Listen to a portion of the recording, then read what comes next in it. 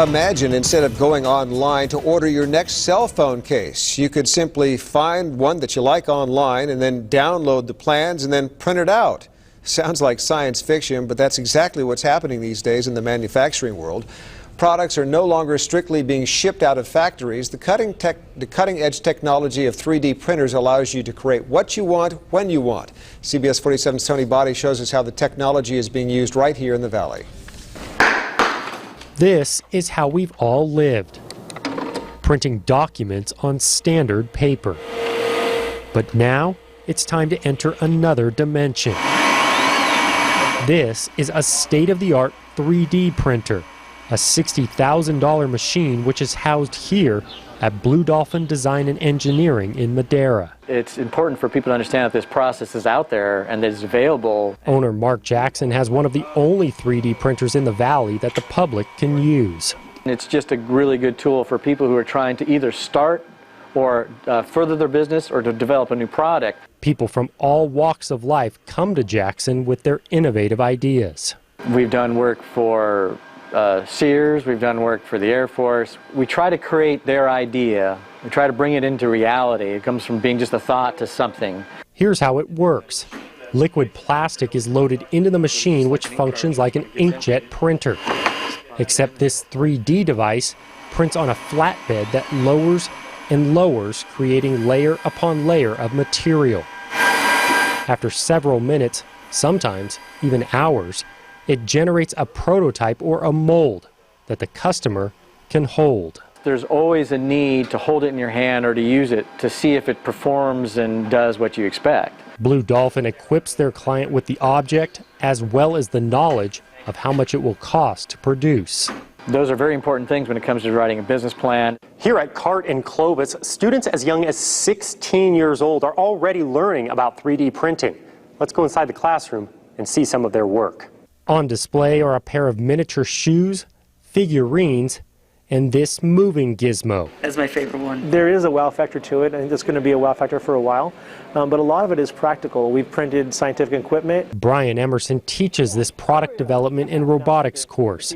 His 11th and 12th grade students create designs on computers, then send those renderings to 3D printers. Spools of plastic wrap and wrap to eventually print projects. This makes it so much easier for me. Martin Jones is heading to UC Merced, where he will major in bioengineering. I feel in school that we're very bound as like, okay, you got to learn this. Here, I believe it's more open mind, is like anything is possible here.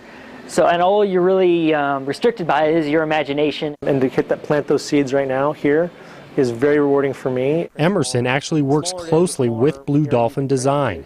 He periodically invites Mark Jackson into his classroom to help better prepare students for the real world. So when they show up on their doorstep looking for a job, they don't have to train them in that stuff. They're learning it here, and so they're more than happy to help us and invest that time here because it helps them in the future. The idea of doing this kind of work at home is gaining momentum too. Last month, Staples began selling a 3D printer called the Cube for just under $1,300. Free software is available on the internet at sites like Thingiverse, where you can download plans for printing such things as cell phone cases, a flower vase, and jewelry. With this technology does come some controversy. This right here is a professionally manufactured Glock handgun, but some people are using 3D printers to make lower grade guns which actually fire. 2 months ago, the U.S. Department of State ordered the creator of the Liberator to remove online blueprints of the 3D printable handgun. New York lawmaker Linda Rosenthal has since introduced a bill that would ban the manufacturing, sale, and use of 3D printed firearms and ammunition magazines. Somebody who manufactures their own gun does not have to register it.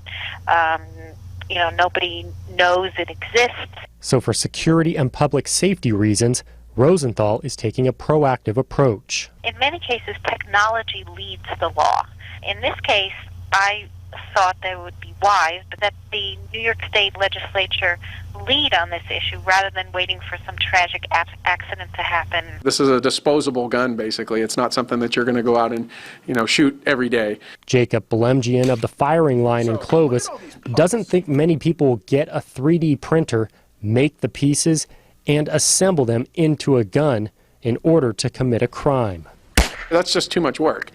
Criminals they typically don't go through that kind of stuff to do it. They want to do it as easily as possible. It's kind of scary, but it's also part of the positive aspects of how good this technology is.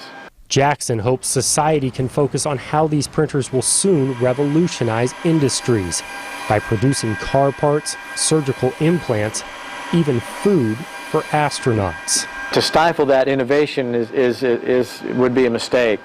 Tony Body, CBS 47 on your side. Fascinating story. Blue Dolphin says prices vary based upon the time and the material used in the job. It could cost anywhere from $30 to thousands of dollars. If you'd like to see Tony's special report again, we invite you to go to our website, cbs47.tv, then click on the On Your Side button.